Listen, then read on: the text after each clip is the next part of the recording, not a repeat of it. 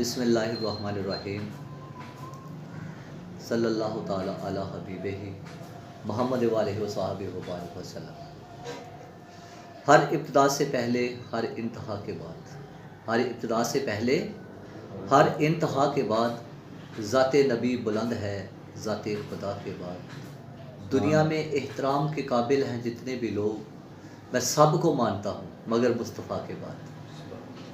قتل حسین اصل میں مرگ یزید ہے، اسلام زندہ ہوتا ہے ہر کربلا کے بعد۔ آج کا میرا جو ٹاپک ہے وہ اس لمحہ فکریہ کے اوپر ہے کہ آج کا انسان دن رات محنت کر رہا ہے۔ آج کا انسان دن رات محنت کر رہا ہے، اور دن رات محنت کرنے کے باوجود نہ تو مصائب پیچھا چھوڑتے ہیں، نہ تکلیفات پیچھے ہٹتی ہیں، اور ہر وقت حالات کے واقعات کا رونا رہتا ہے، مصائب کا رونا رہتا ہے، تکلیفات کا رونا رہتا ہے، مگر ہم نے اس کا سلوشن نہیں دیکھا کہ وجہ کیا ہے، بلا آخر اس کی وجہ کیا ہے کہ دن رات کمائی بھی کرتے ہیں، تکلیفات بھی اٹھاتے ہیں دن بھر، پھر مصائب، پھر وہ تکلیفات اپنی جگہ پہ برقرار ہیں، وہ پیچھے ہٹتی ہی نہیں ہیں۔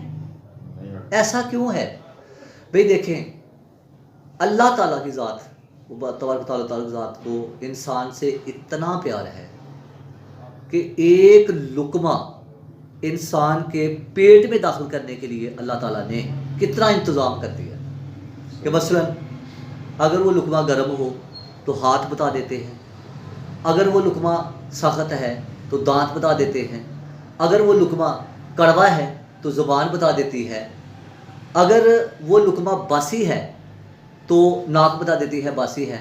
صرف ایک ذمہ داری انسان کی ہے کہ لقمہ پیٹ میں ڈالنے سے پہلے کہ یہ سوچ لے کہ جو میں لقمہ پیٹ کے اندر ڈال رہا ہوں کیا یہ حلال ہے یا حرام۔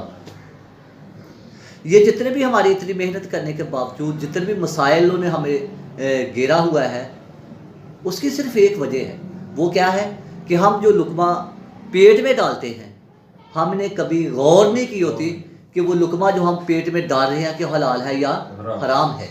پھر ہم رونا مصائب کا روتے ہیں، پھر ہم رونا اس چیز کا روتے ہیں میری اولاد ٹھیک نہیں ہے، پھر ہم رونا اس بات کا روتے ہیں میرے حالات ٹھیک نہیں، دن رات محنت کرتا ہوں پوری نہیں پڑ رہی۔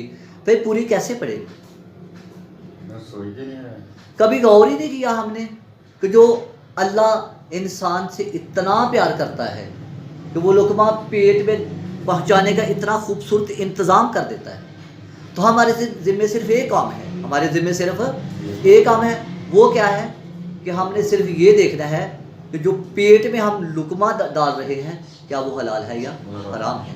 اگر ہم آج اس کی پہچان کر لیں کہ وہ لقمہ حلال ہے تو برکت ہی برکت ہوگی، بلکہ وہ لقمہ جو ہے وہ ثواب بن جائے گا، وہ لقمہ جو ہے وہ آپ کے لیے برکت والا لقمہ بن جائے گا، وہی لقمہ آپ کے جسم کے لیے ایک طاقت کا لقمہ بن جائے گا۔ اگر آپ حرام اپنے اندر ڈال لیتے ہو، وہ آپ کو نقصان ہی نقصان دے گا، اور ساتھ آپ کے مسائل بڑھتے جائیں گے۔ جو آپ روتے ہیں کہ میری اولاد اچھی نہیں، میری اولاد فرما بردار نہیں ہے، میرے بچے میری قدر نہیں کرتے، دن رات محنت کرتا ہوں، محنت کر کے لاتا ہوں، پوری نہیں پڑ رہی، سارے مسائل حل نہیں ہو رہے، میرے سارے کام پورے نہیں ہو رہے۔ بھئی اس ایک بات کے اوپر اپنا فوکس قائم کر لیں کہ ہم دن بھر جو محنت کر رہے ہیں کیا وہ محنت رائٹ وے پر ہے؟ کیا ہم کسی کو دھوکہ تو نہیں دے رہے؟ کیا ہم اپنے کام میں کام چوری تو نہیں کر رہے؟ کیا ہم کسی کے حق تلفی تو نہیں کر رہے؟ تو پھر اگر ہم یہ ساری چیزوں کو مد نظر رکھیں گے تو اللہ کے فضل سے کوئی مصیبت، کوئی تکلیف تمہارا کچھ نہیں بگاڑ سکتی۔ اگر ہم پیٹ میں ڈالنے والے لقمے کے اوپر غور کر لینا، ہمارے اوپر جو پیٹ کے اندر جو لقمہ ڈالا جا رہا ہے کیا ہے یہ حلال ہے یا حرام ہے؟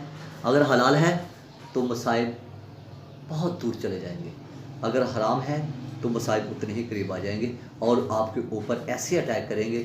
وہ کیا اٹیک کی صورت کیا ہوگی کہ وہ اولاد خراب ہو جائے گی، آج فرما بردار نہیں ہوگی، آئے دن کوئی نئے سے نئی مصیبت کھڑی ہو جائے گی، اس لیے دوستو محنت بھی کرنی ہے، وقت بھی گزارنا ہے. تو وقت ہم کیسے گزار دیتے ہیں؟ ہم اپنی کمائی کو حرام کرنے میں وقت گزار دیتے ہیں. 100 کما لیں، 1000 نہ کمائیں. 100 کما لیں، 1000 نہ کمائیں، لیکن 1000 برکت والا کمائیں، نیکی والا کمائیں، حلال والا کمائیں. یہ اس 1000 سے کہیں بہتر ہے جو آپ کسی کو دھوکہ دے کے کما رہے ہوتے ہو، جو کسی کی حق تلفی کر کے کما رہے ہوتے ہو. تو دوستو اگر تم چاہتے ہو کہ آپ کی اولاد فرما بردار ہو تو اپنے رزق کا خیال کیجئے کہ ہم رزق کیسا کما رہے ہیں. حلال رزق کمائیے اور اپنی اولاد کو بچائیے، اپنے مسائل کو